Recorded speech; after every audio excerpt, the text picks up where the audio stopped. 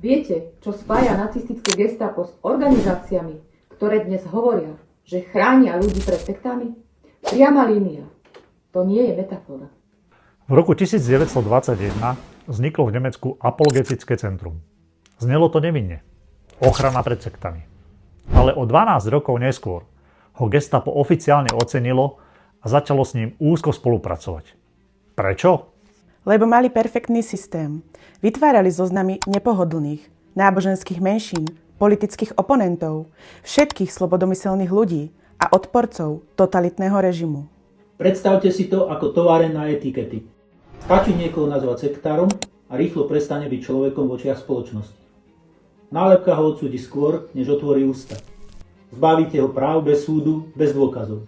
Len nálepka a hotovo. A teraz ten zvrat, ktorý vás prekvapí. Ten istý systém funguje dodnes. Tí istí mentori, tie isté zoznamy skupín na zničenie, len s modernými nástrojmi. Po celom svete čerpajú antikultisti z tých istých čiernych zoznamov ako za Hitlera. A následne sa tieto zoznamy predkladajú polícii, justícii a médiám.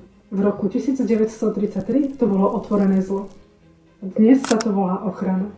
Walter Kienet, hlavný nacistický ideológ týchto metód, z toho vyviazal bez trestu.